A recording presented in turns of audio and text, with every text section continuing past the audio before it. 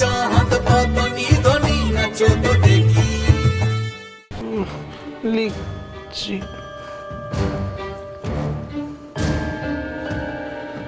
ওটা রাখো, আমার কথাটা শোনো ভালো করে। আমি তোমাকে আরেকটা অপশন দিতে পারি, বাঁচার অপশন, যাতে সাপও মরবে আর লাঠিও ভাঙবে না। কি অপশন? তেমন কিছু না, এই পুলিশ যখন তোমাকে 5 লাখ টাকার ঘোটালাটা নিয়ে জিজ্ঞাসাবাদ করবে, তুমি সোহাগের নাম বলবে। পুরো দোষটাই তুমি সোহাগের ঘাড়ে চাপিয়ে দেবে। ব্যাস, তুমি ফ্রি। কি পারবে তো? সোহাগের উপর চাপিয়ে দেবো? সোহাগ কিছু জানে না। এত আমতা আমতা করার কিছু নেই সায়ন, তোমার কাছে বাঁচার আর কোনো রাস্তা নেই, একটু বোঝো। আর সোহাগ তো এর আগেও নিজের হাজবেন্ডকে পেপার ছাড়া লোন করিয়ে দিয়েছে, করেনি? ওর তো এরকম ট্র্যাক রেকর্ড আছে। তাই এই ঘোটালাটাও যে সোহাগই করেছে, সেটা পুলিশকে বিশ্বাস করানোটা খুব একটা প্রবলেম হবে। শুধু তুমি সোহাগ আর চাঁদের নামে দোষটা চাপিয়ে দাও।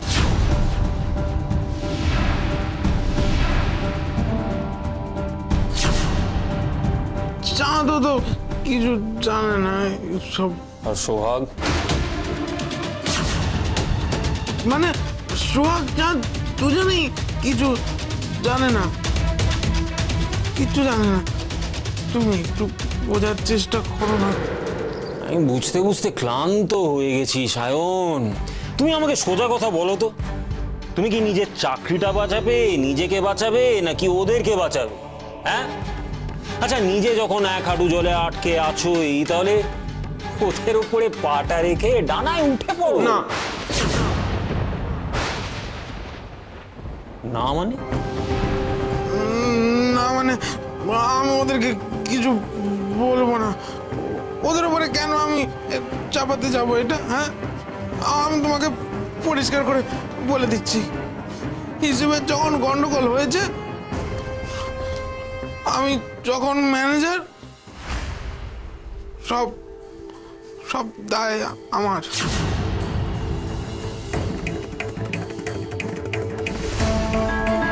আমি আমার ওপরে সব দায়ভার নিচ্ছি। ও,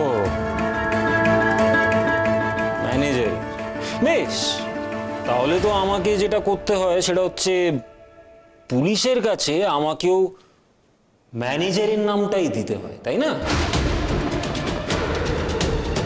তারপরে পুলিশই পিটিয়ে ডান্ডা মেরে বের করিয়ে নেবে কোথায় গেল সে 5 লাখ টাকা।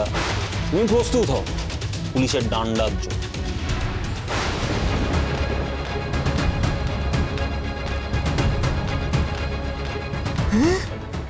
দণ্ড মারবে?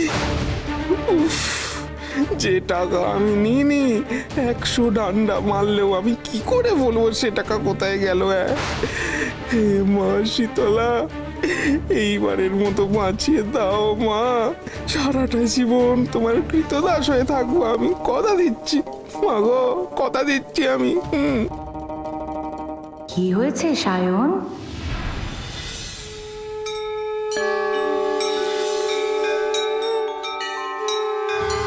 মা, মা শীতলা,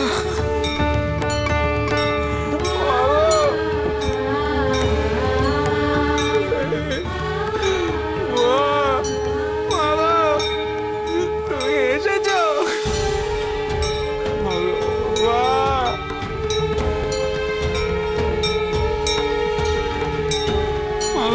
জয় মা, বাঁচাও মা, বাঁচাও আমাকে, তুমি আমাকে বাঁচাও।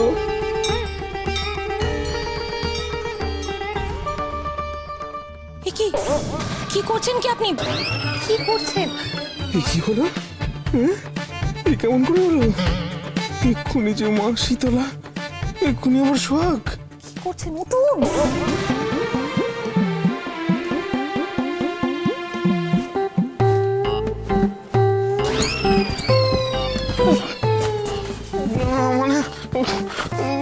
হচ্ছে ওই জেল, পুলিশ, রেজিগনেশন এইসব নিয়ে এমন টানাটানি শুরু হয়েছিল না, আমি তোমাকে দেখে একটু ইমোশনাল হয়ে পড়েছি আর কি।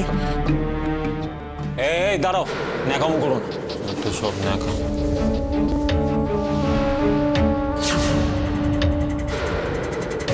কি সোহাগ, কোত্থেকে টাকাটা সেফ জায়গায় রেখে এসছিস তো?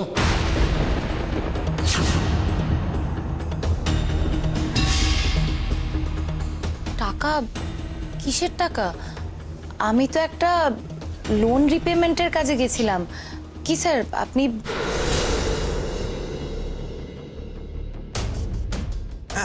হ্যাঁ তাই তো, তাই তো, তাই তো। কিন্তু তার মধ্যে অফিসের এ কি অবস্থা?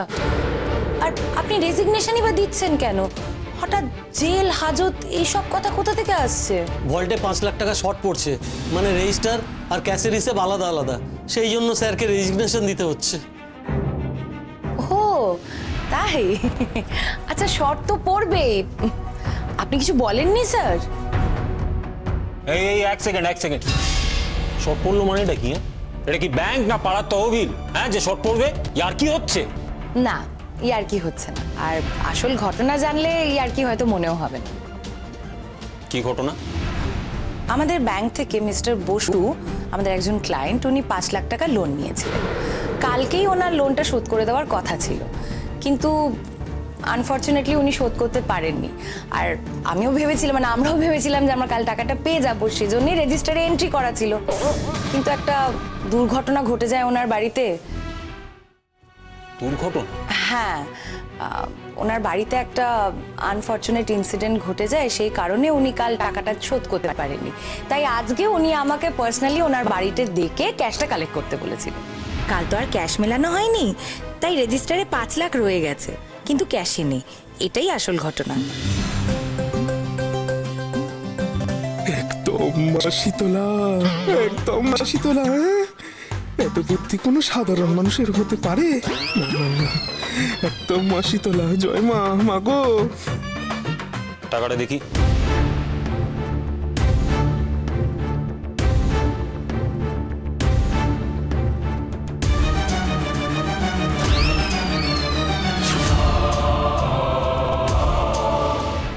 তবে চাঁদ, তুই যে তপনের টাকাটা শোধ করার জন্য মরিয়া হয়ে উঠেছিস, এতে আমি খুব খুশি হয়েছি বাবা। দেখ, তপন যে আমার বেয়াই হবে এ তো আমার কল্পনার মধ্যেও ছিল না। মানে পাকে চক্রে ঘটনাটা ঘটে গেছে। ওকে চিরকালই আমি ছোট ভাইয়ের মতো দেখে এসেছি, আর এখনো তাই দেখি। কিন্তু যতই হোক, তপন তো তোর শ্বশুর মশাই। হ্যাঁ আমি জানি তপন তোকে বলেছে কোনো তাড়া নেই, তুমি ধীরে সুস্থে টাকাটা দিও।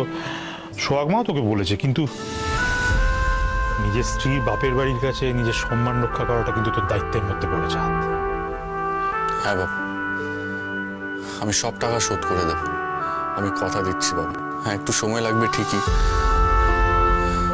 কিন্তু হয়ে যাবে। আমি ঠিক পারবো। হতভাগা, এবার আমার বিশ্বাস হচ্ছে যে তুই পারবি। শোন বাবা, একটা কথা মাথায় রাখিস, তপনের রিটায়ারমেন্টে কিন্তু আর বেশি দেরি নেই। ও কিন্তু টাকাটা এবার লাগবে, বুঝেছিস তো? হ্যাঁ বাবা, মাথায় আছে আমার। তুমি শুধু আমার উপর একটু ভরসা রাখো বাবা। তুমি আর মা যদি আমার পাশে থাকো, আমি পৃথিবীর যে কোনো কাজে সফল হবো বাবা, হবই। হতভাগা, কি ভেবেছিস কি তুই?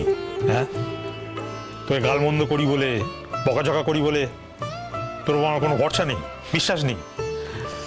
দেখ বাবা, আগেও তোর উপর আমার ভরসা ছিল, তবে হ্যাঁ আজ তোকে দেখে আমার সেই ভরসাটা আরো জোরদার হলো। তপনের টাকাটা যদি একবার শোধ হয়ে যায়, তখন আর কোনো চিন্তা নেই। তখন একটা কেন 10টা বাইক কিনতে পারবি, তুই বড় গাড়িও কিনতে পারবি। আমার কথাটা শোন, আমার জীবনে একটা অভিজ্ঞতা আছে তো, পারবি, সব পারবি। বাইকটা বিক্রি করে দিতে হয়েছে বলে দুঃখ পাস না।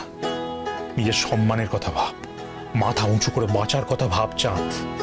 ওটাই সারা জীবন তোর সঙ্গে থাকবে।